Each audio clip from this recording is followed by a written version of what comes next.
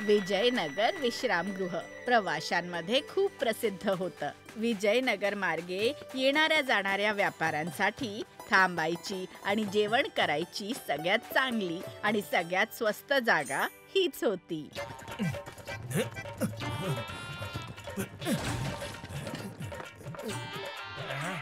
अरे काय हे झालं? विश्रामगृह याच विमलेशचं होतं. बहुतेक बैलगाडीचं चाक अडकलं असं वाटतंय.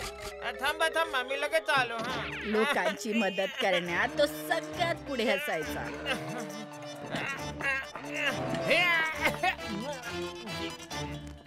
धन्यवाद विमलेशजी. अरे भास्कर भाऊ, तुम्ही जेवण करून आराम करून घ्या ना. मी या रस्त्याचं काहीतरी करतो. हा भलाईच्या या कामात विमलेशला त्याच्या भावांची पण खूप साथ होती.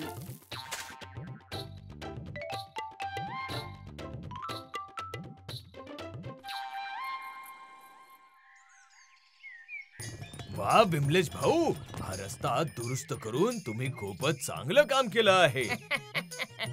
सांभाळून जा भाऊ, परत या पण. हा हो हो हो.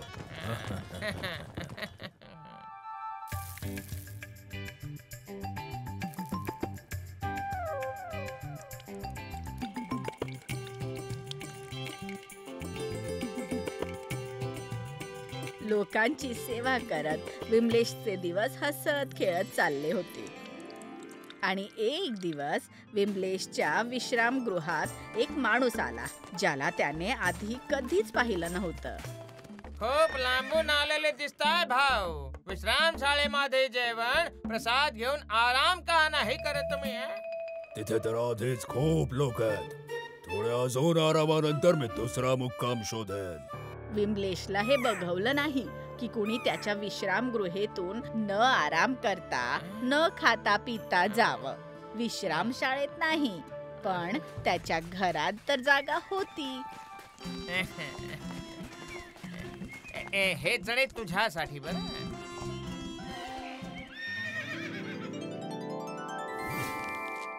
वाटतंय की याला भरपूर आवडलेत. चला आतमध्ये.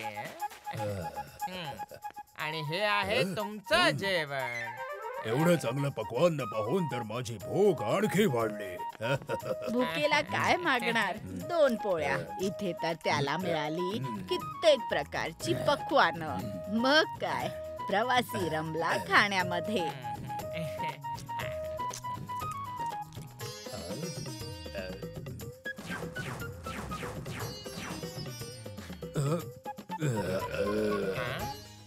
पोटभर जेवल्यानंतर प्रवासी आणि त्याचा घोडा दोघेही ताजे तवाने होऊन पुढे जाण्यासाठी तयार झाले. अति चविष्ट जेवण आणि सत्कारासाठी धन्यवाद भाऊ.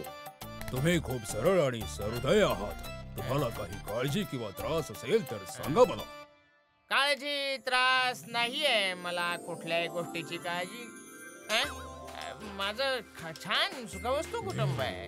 2 भाऊ आहेत. आम्हा सगळ्यांची मुलं एकत्र खेळतात.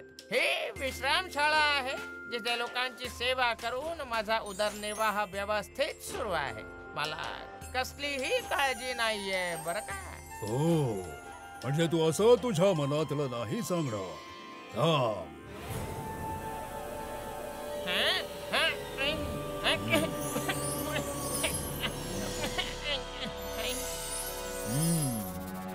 आम्ही आहोत यम, टाकी आडतो दम. यमराज प्रभू, तुम्ही इथे कसं काय? घाबरू नकोस. मी कधी कधी पृथ्वी लोकात भ्रमण करायला येतो. आता तर तू सुद्धा मला ओळखला आहेस. सांग, तुला कसली चिंता आहे? विमलेशने सांगितलं की त्याला त्याच्या कुटुंबाची चिंता होती की जर त्याला काही झालं तर त्यांचं काय होईल. त्यामुळे त्याला विश्रामगृहेला अजून मोठं बनवायचं होतं, म्हणजे त्याला जास्तीत जास्त प्रवाशांची सेवा करता येईल. तथास्तु. तू भला माणूस आहेस विमलेश. तू माझा परिचय न जाणून घेता मला जेवण दिलंस, माझ्या आरामाची व्यवस्था केलीस. जीवन आणि मृत्यू अटळ आहे. मी स्वतः देखील त्यांना रोखू शकत नाही, परंतु तुझ्या सेवेच्या बदल्यात एवढं करू शकतो की तुझ्या अंतिम टप्प्यात जेव्हा मी तुला न्यायला येईन त्याआधी तुला काहीतरी संकेत देईन. त्याआधी तू तुझ्या कुटुंबाच्या आणि लोकांच्या सेवेसाठी जे हवं ते करू शकतोस. धन्यवाद प्रभू. यमराजांकडून आश्वासन मिळाल्यानंतर आता विमलेशला कसलीच काळजी उरली नव्हती. तो पूर्ण मनाने त्याच्या कुटुंबासाठी जे करायचं होतं ते करण्यात गुंतून गेला. दादा, विश्रामशाळेत आता जागा कमी पडायला लागलेली आहे. आपल्याला अजून काही खोल्यांची व्यवस्था करायची गरज आहे. तू विश्रामशाळेचा विस्तार कर आणि याची सगळी व्यवस्था तूच सांभाळ. अनुज तुझी मदत करेल, ठीक आहे? हळूहळू विमलेशने त्याच्या दोन्ही भावांना सुद्धा विश्रामगृहेच्या कामात गुंतवलं. काळ पुढे गेला. विमलेशचे केस सुद्धा आता पांढरे झाले होते. चला.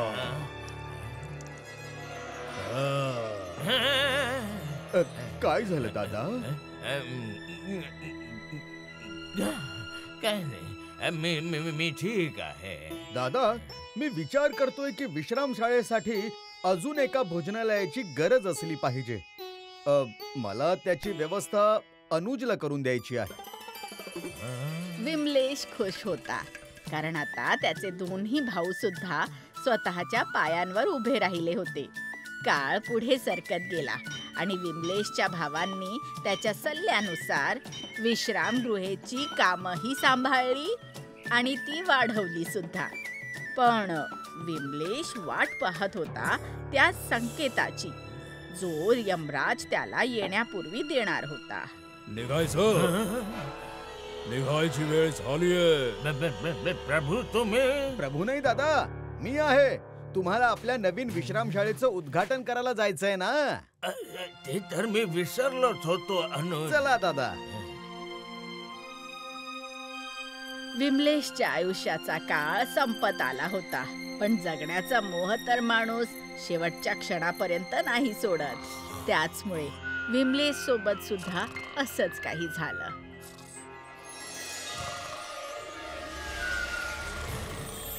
चल विमलेश, पृथ्वी लोकावर तुझा काळ पूर्ण झाला. मग आता निघायचं. अनुज,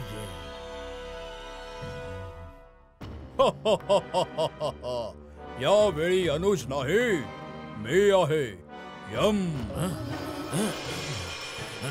प्रभू तुम्ही तर म्हणाला होता की तुम्ही यायचे संकेत द्या. मी संकेत दिले होते विमलेश.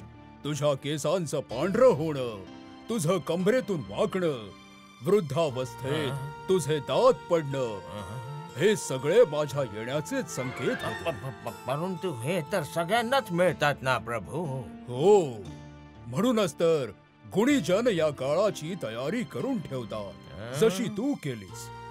मी पाहत होतो तू तुझ्या भावांना त्यांच्या कामामध्ये निपुण बनवला आहेस. आता ते सुद्धा देखरेख आणि लोकांची सेवा स्वतः करू शकतात. विमलेशला जाणवलं की अजाणतेपणी त्याने त्या दिवशी यमराजाच्या सांगण्यावरून त्याच्या सगळ्या जबाबदाऱ्या व्यवस्थित सांभाळल्या होत्या. आपल्या भावांना स्वतःच्या पायावर उभं करून त्याच्या पश्चात सुद्धा कुटुंबाची काळजी घेऊ शकतील. आता त्याच्या मनावर कसलंही ओझं नव्हतं. त्याने आनंदाने यमराजांसोबत पृथ्वी लोकाचा निरोप घेतला.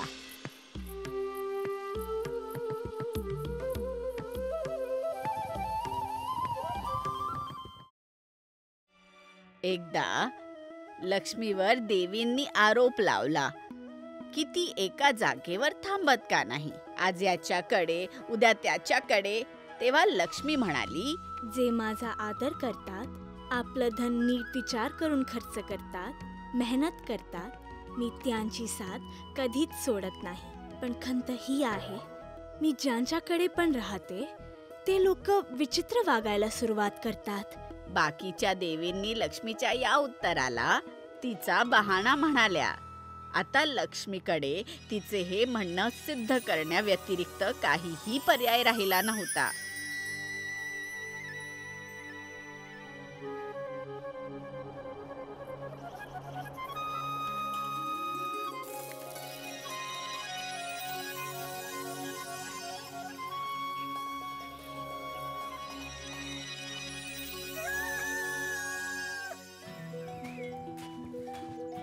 रामूच्या कुटुंबाचा उदरनिर्वाह जमिनीच्या याच तुकड्यावर होणाऱ्या शेतीवर चालायचा. लवकर लवकर मला भूक लागलीये.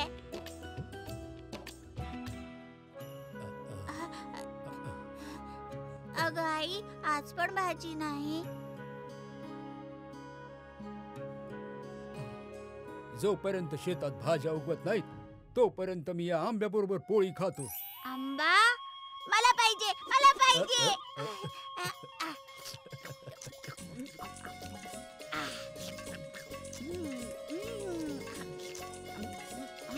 रामूचं कुटुंब गरीब नक्की होतं, पण खुश होतं. आणि आज तर त्याचा आनंद दुप्पट नाही, चौपट होणार होता.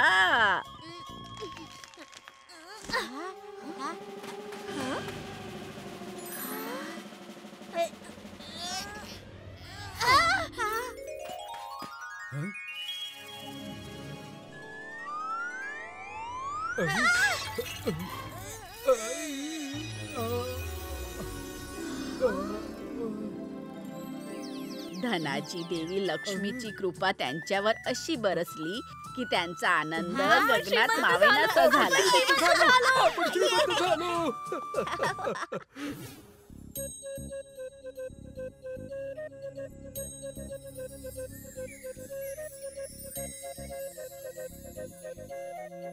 राणी खजिन्याची राखण करायला घरी होती आणि रामू शेतामध्ये. घरात खजिना असेल तर रामूचं मन कडक उन्हामध्ये मेहनत करण्यामध्ये लागलं असतं का?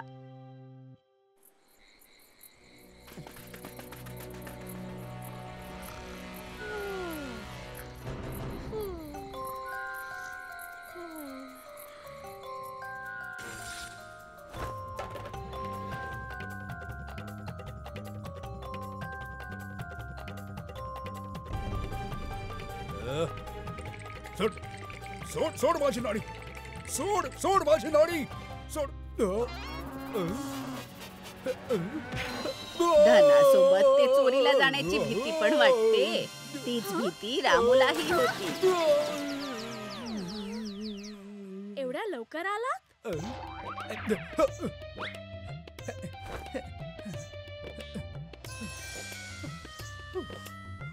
आता हे घर आपल्यासाठी सुरक्षित नाहीये राणी. मग नाणी मिळाल्यानंतर रामूने एक आलिशान घर बांधलं आणि ऐश्वर्यात राहायला लागला. आता रामू आधीचा रामू नव्हता. लक्ष्मीच्या कृपेने त्याचा सगळा थाटच बदलला. आता तो विजयनगरचा सगळ्यात श्रीमंत माणूस होता. रामू शेठ, बघा तरी काय आणलंय पै पै जोडून. तांदूळ आहेत.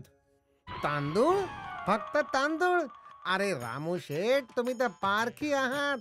तांदूळ नाही, मोती आहेत, मोती. बघा कसे चमकतायत. खास तुमच्यासाठी मागवले पै पै जोडून. पण भांडारात आधीपासूनच धान्य भरलेलं आहे. अरे ते गरीबात वाटून पुण्य कमवून घ्या बाई. आता आता ते ठेवलेलं धान्य रामू शेठ थोडंच खाणार आहेत काय शेठजी? नाही, अजिबात नाही. अरे बघताय काय, धान्य उतरवा गाडीतून पै पै जोडून.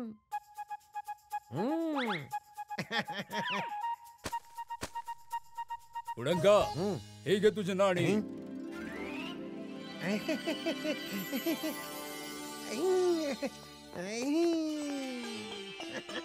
मनुशेठ, तुम्ही काय आणलंय? अरे कसला शेठ, मी तर तुमचा गुलाम आहे. तुमची सेवा करायला आलोय. दूर देशातून अस्सल मलमल आणि मखमलीचं कापड आलं होतं. विचार केला की जरा तुम्हाला दाखवावं. दाखव.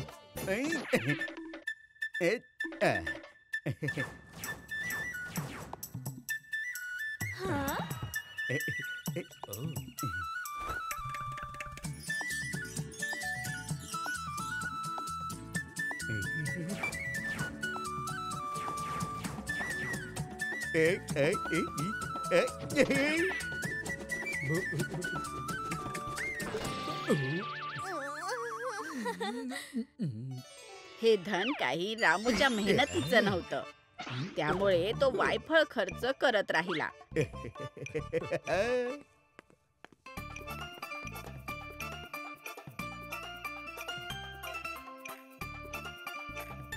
जो जेवढं मागायचा तो त्याला देऊन टाकायचा. रामूकडचे पैसे कमी झाले, पण त्याचा थाट नाही.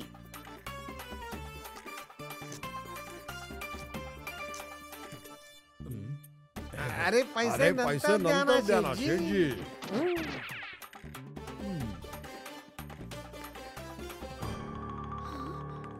उधारी तर एक ना एक दिवस फेडावीच लागते. अखेर तो दिवस आलाच. आई, फक्त एक नाणं? पण आपला हिशोब तर जास्त आहे शेठजी. पै पै जोडू. माझ्याकडे आता फक्त एवढेच आहेत. अरे तुमच्याकडे अजून बरंच काही आहे रामू त्याच्या शेठ. हिशोबाच्या बदल्यात उडंका रामूच्या घरून सामान आणि घोडा गाडी पण घेऊन गेला.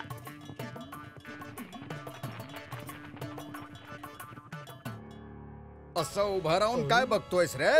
जेव्हा चुकवायची हिम्मतच नव्हती तर सामान घेतलंच कशाला? मोठा शेठ बनायला निघाला होता. काढ हे. हं? चला रे घेऊन सगळं हे सामान. रामूने धन खर्च करण्यात ना दूरदर्शीपणा दाखवला होता आणि ना अक्कल लावली. त्याला आता त्याच्या चुकीची जाणीव झाली होती. एकही नाणं नाहीये तरी पण सिंहासनावर बसलाय. चला उठ.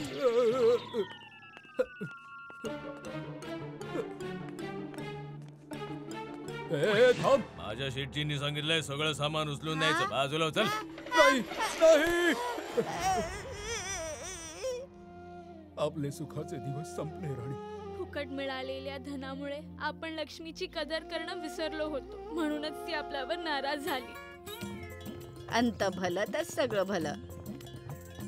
रामू आणि राणीने त्यांच्या चुकीतून धडा घेऊन परत मेहनत करायला सुरुवात केली.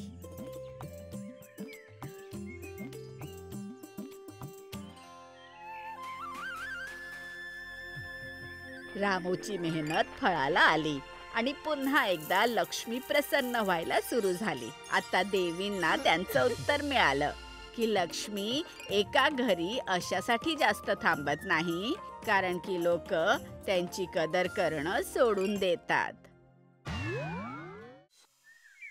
विजयनगरची काही लोक इतके आळशी होते की त्यांना काम करणं तर काय, कामाचा विचार करायलाही आळस येत होता. अरे त्यांनी तर तिथे आळशी संघटना सुद्धा बनवली होती. तिथे सगळे आळशी जमा होऊन दिवसभर नुसत्या मोठमोठ्या गप्पा मारायचे, कारण काम तर त्यांना करायचंच नव्हतं. त्याचमुळे त्यांच्या घरातली सगळी कामं बायकांनाच करावी लागत होती.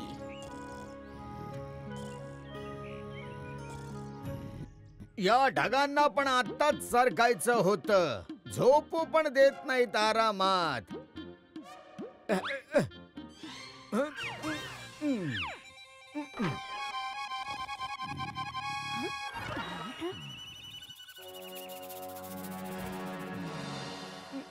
कावेरी, जरा पाणी दे ना. तहानेने घसा कोरडा पडलाय माझा. अरे तिथेच तर ठेवलंय पाणी. घरातलं काही काम तर करायचं नाहीये. कमीत कमी पाणी तरी स्वतःच्या हाताने घ्या. हो हो, पिऊन घेईन मी आरामात. आता कस? अरे ही टोपली डोक्यावर ठेवायला नाही, शेतातून भाजी आणायला दिलीये. पण तुम्हाला झोपेतून सवड मिळेल तेव्हा ना.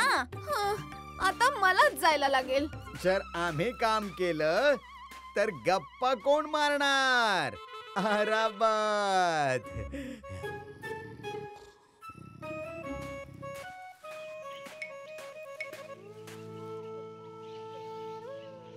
अगं कावेरी, आजही तुलाच यावं लागलं?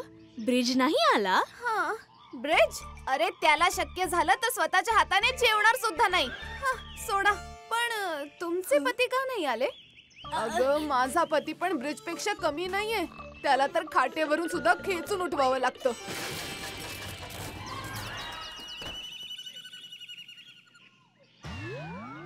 सगळ्यांची हीच अवस्था आहे. सगळे एकापेक्षा एक आळशी आहेत.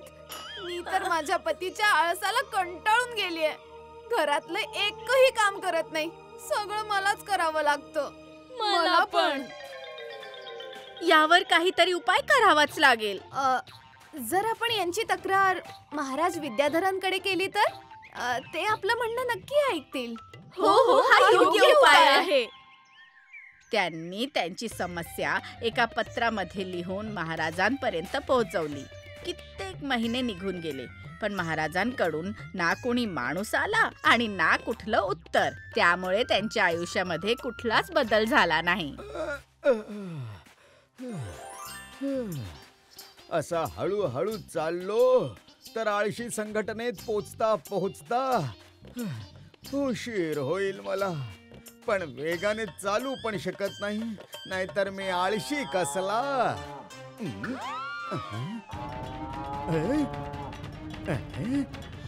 आता पोचेन मी आरामात.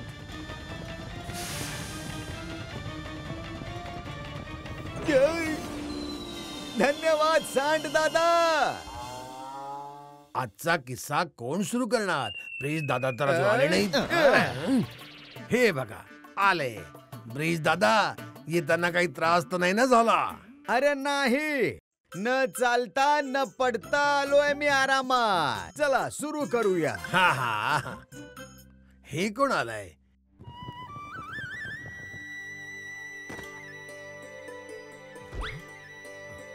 याला विजयनगर मध्ये तर कधी पाहिलं नाही. प्रवासी दिसतोय. मग तर याच्या समोर आपलं नाक कापलं जायला नको. आरामात. बाहेरच्या लोकांना तर कळू दे की विजयनगर किती अद्भुत आहे आणि इथली लोक त्याच्यापेक्षाही जास्त अद्भुत आहेत. ऐका भाऊ, महाराज विद्याधरांना भेटायचं होतं, पण सैनिक आतमध्ये जाऊ देत नाहीयेत. त्यांना भेटायचा एखादा उपाय सांगा ना मला. खूप लांबून आलोय मी. अगदी योग्य जागी आला आहात दादा. आम्हीच आहोत उपाय. अच्छा, म्हणजे तुम्ही महाराजांना ओळखता? ओळखतो? अरे मी तर विजयनगर आणि महाराजांना माझ्या जन्माच्या आधीपासूनच ओळखतो. मला तर जन्माच्या आधीपासूनच पूर्ण विजयनगरचा नकाशा पाठ होता. त्यामुळेच जन्म घेताच मी धावत राजमहालात पोहोचलो महाराजांना भेटायला. खरंच की काय? हो हो. अरे यात काय मोठी गोष्ट आहे. अरे जेव्हा मी फक्त एका दिवसाचा होतो तेव्हा मी घोडा पळवत महाराजांकडे गेलो होतो. त्यांनी मला प्रेमाने बसवून माझ्या सोबत नाश्ता सुद्धा केला होता. अरे हे तर काहीच नाही. जेव्हा मी 1 आठवड्याचा होतो तेव्हा मी हत्तीवर बसून महाराजांकडे गेलो होतो आणि महाराजांसोबत जेवण सुद्धा केलं होतं.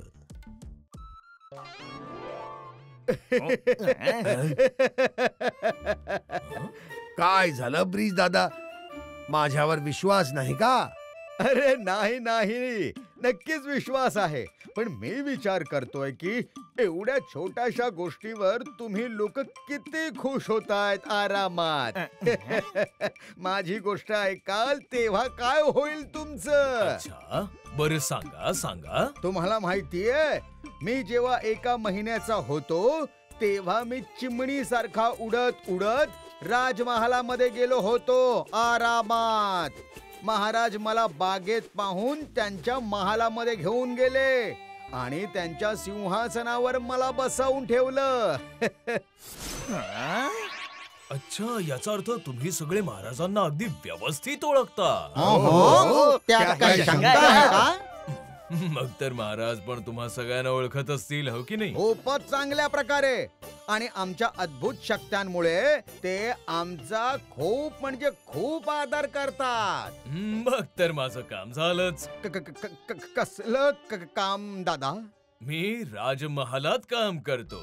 नुकताच राजमहालाचा दरवाजा तुटला आणि त्याच्या डागडुजीसाठी आम्ही 4 अद्भुत शक्तीवाल्या 4 माणसांना बोलावलं होतं. कारण महालाचा दरवाजा एवढ्या जड लोखंडाने बनवलेला होता की त्याला ठीक करणं कोणा सामान्य माणसाला शक्यच नव्हतं. आणि त्यांनी कामाच्या बदल्यात सोनं घेतलं आणि गुपचूप काम न करता महालातून पळून गेले. महाराजांनी त्यांना शोधायला मला पाठवलं आहे. अच्छा, पण आम्ही अशा अद्भुत शक्तीच्या कुठल्याच माणसांना ओळखत नाही. पण मला समजलं आहे. तुम्हा सगळ्यांच्या आश्चर्यचकित करणाऱ्या गोष्टी ऐकल्यानंतर मला खात्रीच पटली आहे की तुम्ही चौघेच ती अद्भुत शक्तीवाली माणसं आहात जे राजमहालातून सोनं घेऊन काम न करता पळून गेले आहात. आणि आता मी तुम्हा सगळ्यांना महाराजांच्या हवाली करून त्यांच्याकडून बक्षीस मिळवणार. सांगा सांगा सांगा, कुठे आहे महाराजांचं सोनं? आम्ही काही केलेलं नाहीये. क्षमा करा. आमच्यात कुठलीच अद्भुत शक्ती नाहीये. आम्ही तर एकदम सामान्य माणसं आहोत, आरामात. पण आताच तर तुम्ही मोठमोठ्या बाता मारत होता. अरे इथे तर आम्ही स्वतःच्या मनाच्या गोष्टी सगळ्यांनाच ऐकवत असतो, जेणेकरून आम्हाला घरात राहून काही काम करावं लागू नये. महाराजांना काही सांगू नका. ही आमची तुमच्याकडे प्रार्थना आहे. ठीक आहे ठीक आहे, नाही सांगणार. पण माझी एक मात्र अट आहे की आजपासून आळशांप्रमाणे बसून अशा काल्पनिक गोष्टी बनवणं बंद करायचं.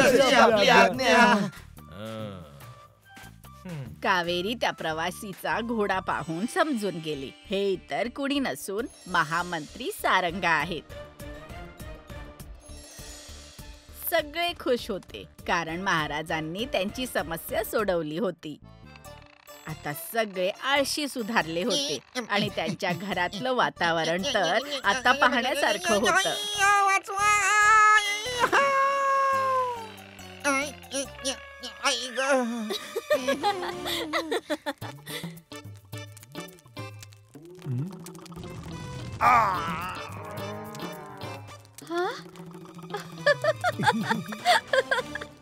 अरे अरे थांब रे.